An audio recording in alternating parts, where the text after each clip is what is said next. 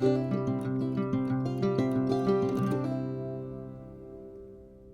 morning, it's Brian of Brian's Budget Bonsai, and today we're going to continue to work with the trees that were damaged from the lack of watering while I was out of town.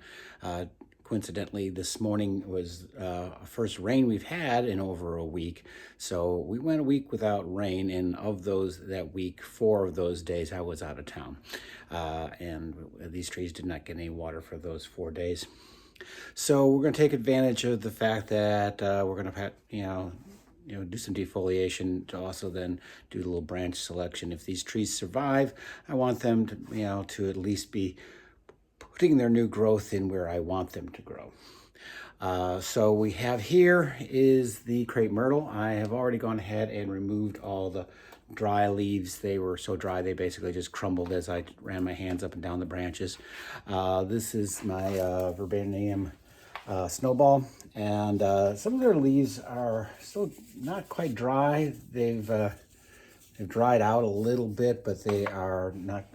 Some of them I was able to just pluck off because they had completely dried off. But some of these might have a little bit of juice left in them, but I'm going to take them all off. This one won't need as much pruning. This one might need a little bit more, but we're just going to do some branch selection. So this shouldn't take too long, and we'll get to it then. All right, see you in a little bit. Okay, so we're starting with the Crepe Myrtle, and there's a few things that are obvious, like right here. This branch not only growing on the underside, but completely looped back on itself. So we don't want that. Again, this branch coming on, crossing over that midline, we don't want that. And for these longer shoots, I am going to just prune back a little at a time there, so we get just some, hopefully we'll get some ramification off of those. Again, growing towards the center here. Don't necessarily want this one here. This one crossing under. Don't really want that. I thought that this little here was like, oh, look, I already got new growth. It's like, no, that's a little bit of lichen on there. So, well, yes, hope springs eternal. One of the things that's nice about this particular type, like sheds its bark, and it'll come off in strips. This is the only piece that I got left that I didn't already peel off, but it leaves this nice bark, and every year it just, as it grows, it just sheds the outer bark. All right, well, let's see. It's encouraging that I see green. Yeah, these are still green. So that encourages me that we have not lost this tree. Again, growing straight back towards the center here like that. Don't necessarily want that. There could even be said something for this one, kind of growing back towards the center. And, we might as well be a little bit more selective. We're going to do branch selection. We might as well do branch selection, right?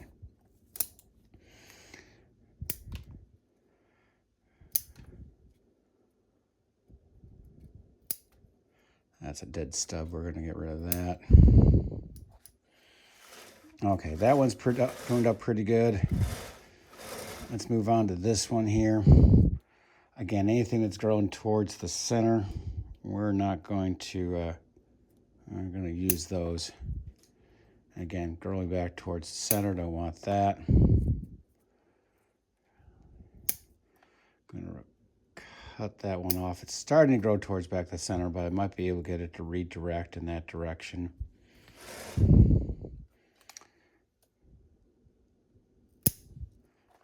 This one's kind of growing up. Cut those down to those down. Don't necessarily like this one. This one is kind of growing a little close to the center here and crossing over that other branch. This is an old pruning stub. Let's give those a little trim. They may not be, this may not be significant later on, but we'll see. Little pruning stub.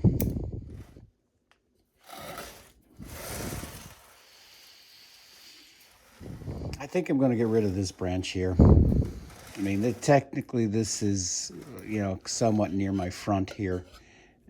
Put that over there. So, yeah, see, I'm using my little camper and truck as my marker for my front of the tree.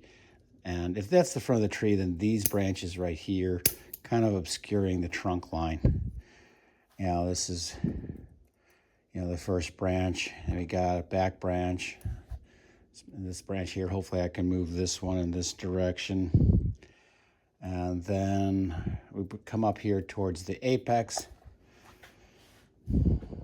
Now, kind of presented with a similar problem that we had. Let me make sure this is adjusted. We're using Brian Vision again. So I can't, again, I'm looking cross-eyed at the screen that's 2 inches from my chin. And then I have to look up. And again, with with my old man vision, it's like things that are close need a different prescription than things that are further away. So I'm having to balance what I can focus on and what I can't. All right, so similar problem that we came across with the maple. Do we keep this and have this continue to be our, you know, primary branch, our leader, or do we chop this and then have this be our new trunk line? It will improve the taper. This trunk itself doesn't have a huge amount of taper with it. It is fairly uniform in its thickness up to about here. There's a slight taper from here to here, but not a ton, not a ton. We could improve the taper by doing a chunk chop right here. Have this now be the primary line right here. Again, taking this one back. So, again, we're gonna try to see if we can make lemonade out of the lemons here. So if I'm going to try, if this tree survives, I wanna have it be improved by this process here. So I am going to chop that off. And again, probably chop this, I'm going to chop this back at least like that.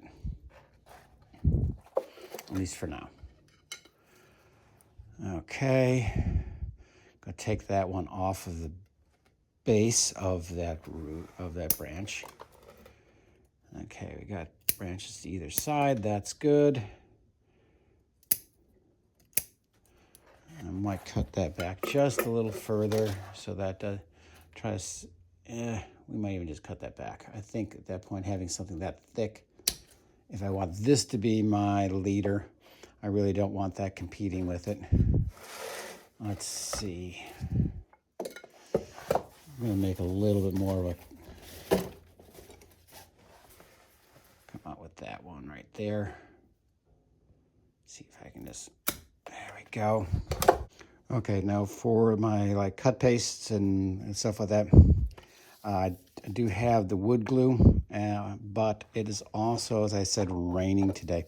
And what I'd be worried about is before this wood glue had a time to really set up. Once it sets up, it becomes waterproof, but until it sets up, it can be washed off. So I'm going to go back to the duct putty and seal that with the duct putty. And again, what you do is you slightly wet your fingertips, and then that's probably too big of a chunk there. I probably could have gone away with half that size here. Hold on. Let me see. Here we go. And just kind of apply that to that cut point.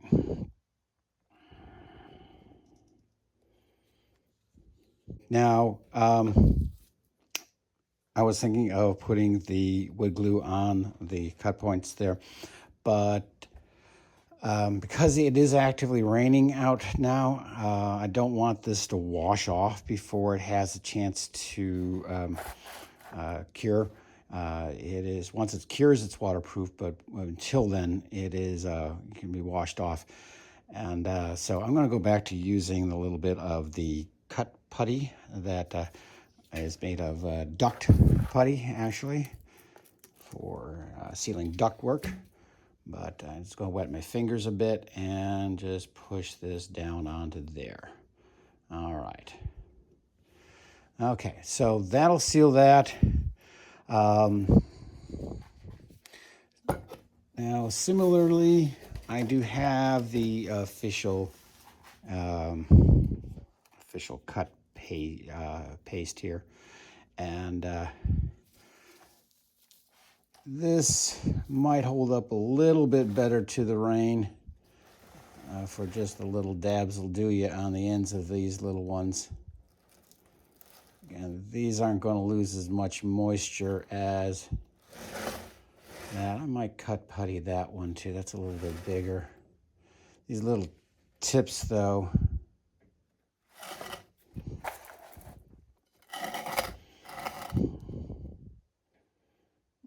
oops, a little too much there. Just a little dab will do you, a little dab will do you. Yeah, there's not much moisture is going to get lost out of these, but it doesn't hurt. It takes only a few seconds. Just go ahead and, this plant's already had issues with, a lot of moisture loss. I'm wondering about that. That's the thing. Let me cut that off there. That never really grew from previous. That's a cut. That's a previous pruning stub. Actually, that was a little bit of cut putty from a previous one. And again, that's a pruning stub then too. Oh yeah, that was pretty much all gone. So I'm gonna clean that up just a little bit. There we go. We'll use the putty on that one, and then this one over here is a little thicker. Oh, no, what the heck. We'll just, I got that little dab will do you. Little dab there. Don't know if that's alive. I don't think it is. We're going to cut that off too, because I think that's not alive. All right.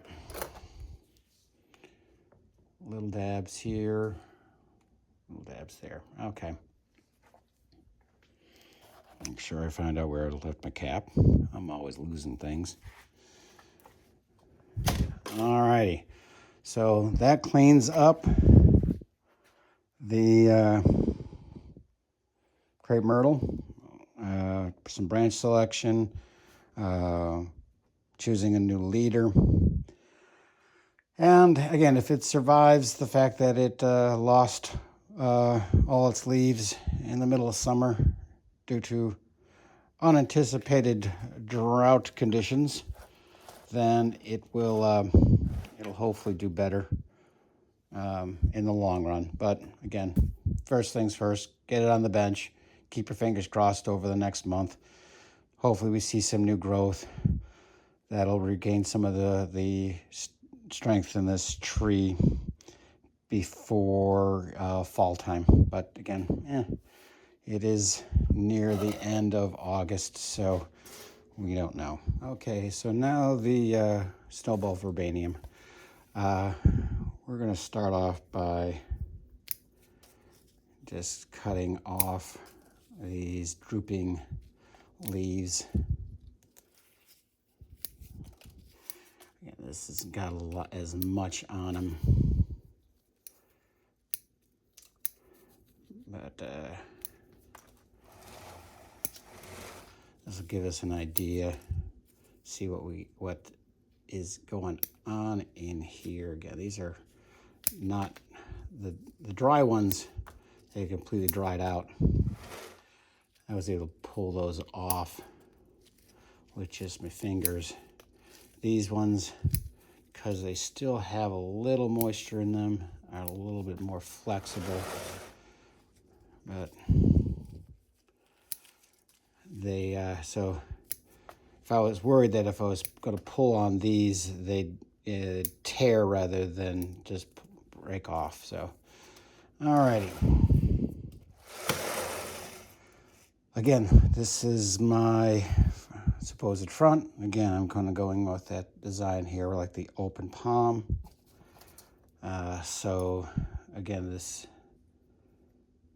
a lot of things that look like they're doing pretty good. Former pruning stub there.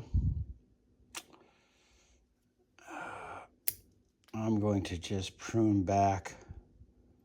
See, I don't think we're going to get any bud formation here, but I don't really want that one growing straight up. This one's a problem growing in there. Don't want that. It's growing right in the crotch.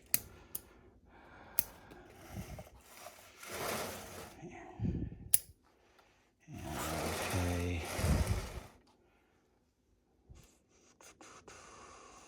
Maybe back to here on that one. That's a little more hardwood. Again, not a lot to do with this because actually it didn't have very vigorous growth to begin with. It only put out a little bit of leaves. I may have to repot this if it survives in the spring. Got a good layer of moss on it, but we'll see. This is one of my earliest bonsais that I had, and actually way back at the beginning, my first attempt on this was, I saw a technique where you plant a tree on a board or a piece of tile, and I actually had this on a circular piece of pine board that I just cut in a circle. Planted it on that board, even used like wood screws to kind of hold the roots into place. So get a nice root spread, and it worked pretty good. The board kind of like rotted underneath it. And actually, I think this was originally potted in the pot I currently have my Norfolk Island pine, the one with the iris design on it. Now this one, of course, is the one with the ivy design on it. But again, similar in terms of width and depth. This one may actually have less root space because the other pot, there was kind of like an octagonal shaped pot, but had straight sides. This one has incurved sides, so there might actually be less root space in there. I might have to try to find some place with has a little bit more room for its roots, and maybe use something mixture of soil that might have a little bit more water retention, because this seems to not do well with drought conditions. It gets too hot, too dry, it loses all its leaves. I wish I could say this is the first time that this has happened to this tree. It is not. So keep doing to this. One day it's not going to come back. Hopefully this ain't one of those days. Thinking of doing something about this junction here, either eliminating this branch or eliminating that branch. This one kind of grows over the top of this one, but it has nicer movement. I'm going to cut this one back actually there. Okay. How does that look without that branch? I think it looks okay without that branch. I think I'm going to take that other branch off.